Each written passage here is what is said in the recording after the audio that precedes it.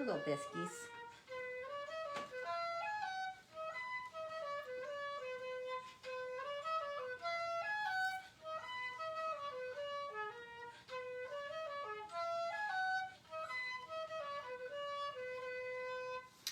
Good morning, this is Sally Morgan, physical therapist, craniosacral therapist, and Tellington T-Touch practitioner for animals and people. This is Tristan, he's a Corgi, and we're here for an episode of Conversations with a Corgi. And we're at a weird time today, later than some days, earlier than others, because I am at a dog show most days next week, and if I'm not there, I'm at my educator job. So we're trying to get in 2 episodes this week. So today I want to talk about something that you just don't ever think about until you need it, and then it's too late. So my sister, for those of you who follow her, recently retired and sold her 2 practices in New Jersey. And she kept it very quiet because she did not want to be inundated any more than she already was, especially during COVID, with clients trying to squeeze in another visit, including me. And so I found out on a Tuesday, and he's due for his annual visit. He's 11 now, and I really wanted to make sure he was seen by the person who has seen him and all my other Corgis for over 30 years. So on Thursday, we flew down to New Jersey in pouring rain, had him seen, went to see my mom for a little bit, and then turned around and came home.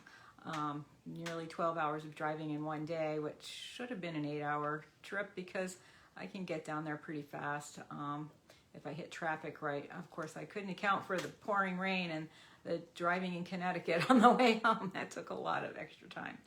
Anyway, so the problem with this situation is what we all face with our dogs, and that is, you know, this is not the first time a vet that I know well or have used a little bit for my dogs or my horses has just suddenly retired or left the area, or no longer sees horses if they were seeing dogs and horses or whatever. And it really catches you off guard. Now, a lot of people listening to me are in their 40s and 50s, and the vets they have are probably also in the 40s, 50s, 60s. One guy I was talking to recently, there's a beloved vet around here, and he's always been an old guy. Well, the guy did the math based on his Cornell document on his wall and figured the guy is well into his 70s. And he has no signs of retiring, and he's a swell guy, one of the first alternative vets in our area way long ago, way before my sister even thought of this. I mean, he really is a front runner in our area, and he is still practicing. However, at some point, he's going to not be practicing, and with his advanced age, we don't know when that will be. I mean, I think he's not ever going to really retire, but for me to start with him as my primary vet and expect to have him see my puppy that I might get in a year for the duration of his lifetime, that's a little possibly not going to happen. The guy could be well into his late 80s, and my puppy's still maybe only 6, 7 years old, or maybe 10 years old and starting to need some senior care. And it's really important to me to have continuity of care with my pets, because when I've just randomly gone to some person that's not my typical vet, I haven't had good results. I mean, there's a whole relationship you build with your vet, a whole rapport they build with your pet, and you really need to have a couple of vets. And with horse people, I have advocated for this for years. A lot of my clients have already taken care of this situation in their own lives with their horses, because horses will need an emergency visit to the farm sometime in their lifetime. They will get cut on something, they will get stuck upside down in their stall, they will have colic. I mean, there's a lot of situations with horses where you need a vet immediately. I mean, they could come into the out of the pasture hopping on 3 legs, and somebody's got to look at them. You can't just leave them like that. So vets run out to the farm. So it behooves a horse person to have a couple of vets, because if the vet's running out to see horse A who has a big cut on his leg, he's not coming to horse B who's having colic problems, 30 miles in the other direction anytime soon. So most horse people are really familiar with having a couple of vets. Maybe one vet does acupuncture, one vet will do the annual shots for the horse. That's the vet that may not be your favorite one, because you're just keeping contact with them. And then maybe whatever is going on with your horse. For instance, if you have a high level performance horse, you want the best lameness guy in the area to be your like typical vet, so that he can keep track of your horse and how he's doing and what his performance situation is. And if he gets an injury, that's going to be the vet that's going to be able to help you. With dogs, we don't see this as much. And I think it's really important to have several vets. And in my area, I've lost another vet that was my backup vet. He moved away suddenly again.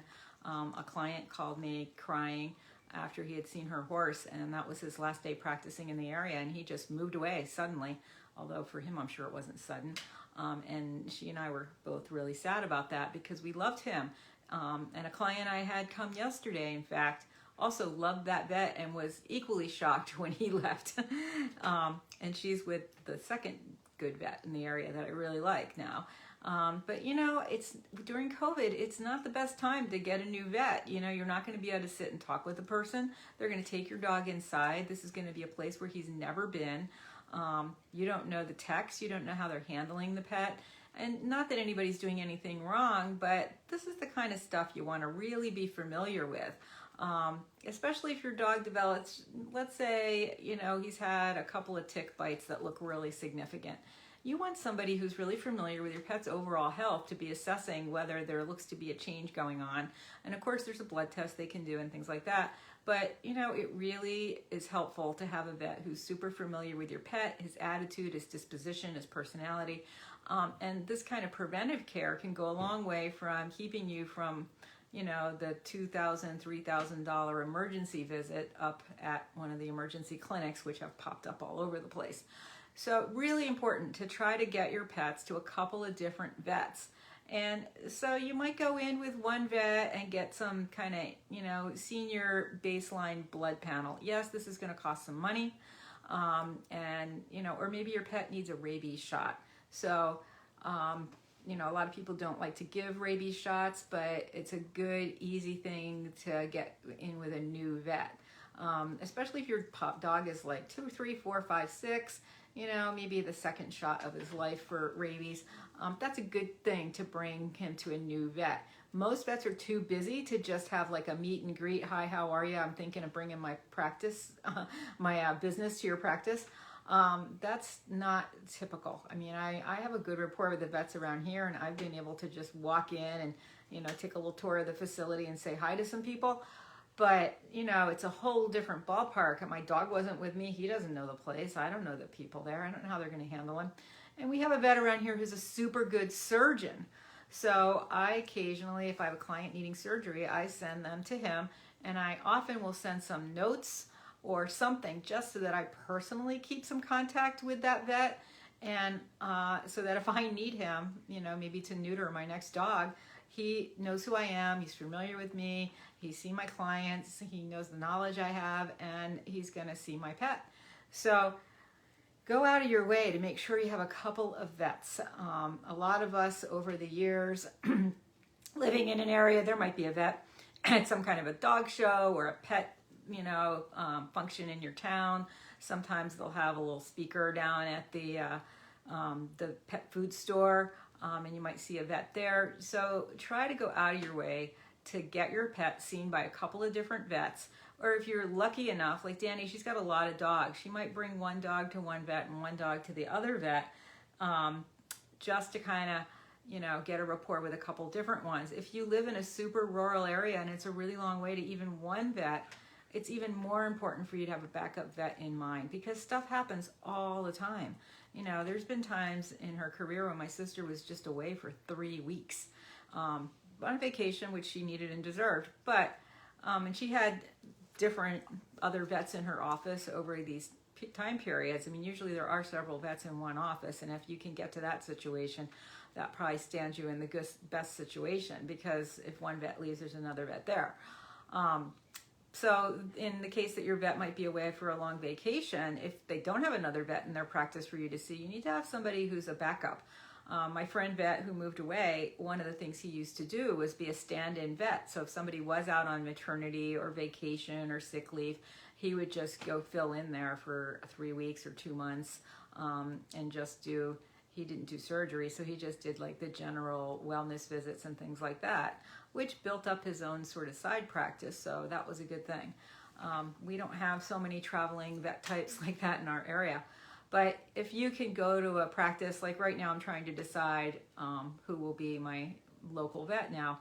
And there's this guy I know really well. I've gone to him with my horses for years. I mean, I've sent clients to him. I really love this guy. His office staff is super cranky. I don't think Tristan's ever been to his office. I've gone down there a few times for chit chat, follow-ups regarding clients, things like that, going with a client. But I don't think I've taken Tristan to him. And of course with COVID, Tristan would get carried in. I know the guy well. He's known all my other Corgis, so I'm sure that my Corgi would be fine going in there. But there's another vet practice in town that has like maybe 6 or 7 vets in the practice. They've moved to a new building, which I was lucky enough to get a tour of when they were building up their rooms and things there. So I'm familiar with it. Tristan hasn't been there. A couple of the vets there, maybe once or twice, saw my other Corgis long time ago. I'm sure the records of that are long gone, and a lot of places aren't taking new clients right now. So my long-term plan is to reestablish a rapport with the fellow with the cranky office staff, and then also have a rapport with the other office with the multiple vets, because my colleague there with the cranky staff, he's older than I am.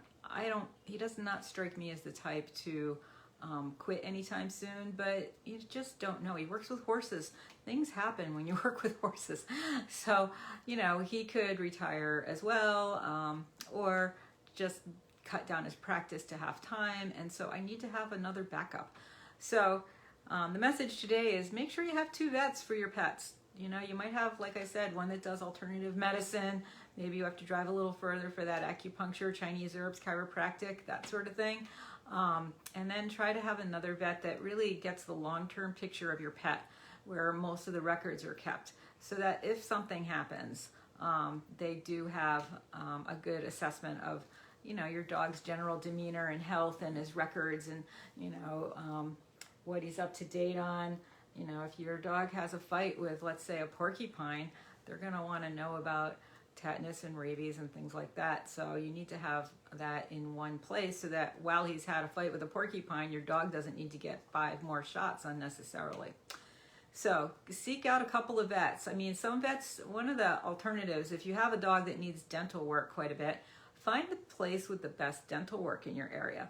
And you can bring your dog to them for the dental, but not for all the other stuff. And then you get your foot in the door at another practice, and maybe they will become your primary vet.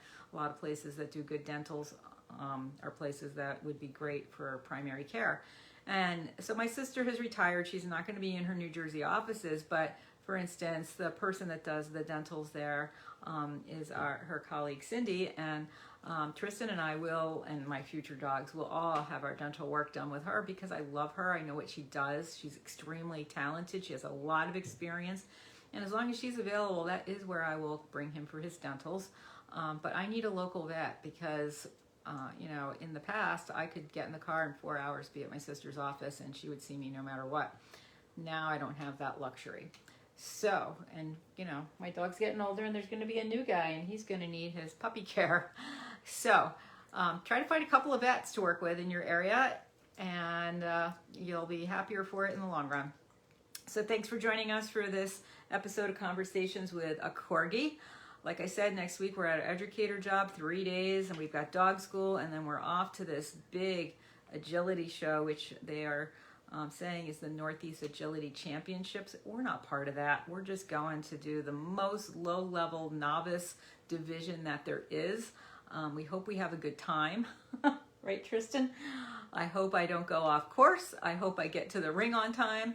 And I hope it doesn't take forever to drive there. I'm very happy to find that I don't have to be there before the show starts to get him measured, that they will measure him anytime during the day, and that I can get him measured twice there in case the records of his initial measuring went AWOL, which is entirely possible. So we're pretty excited. Got a lot of practicing and a shower coming your way, Tristan. Thanks for joining us. Everybody have a great day, and we'll see you in a week or so.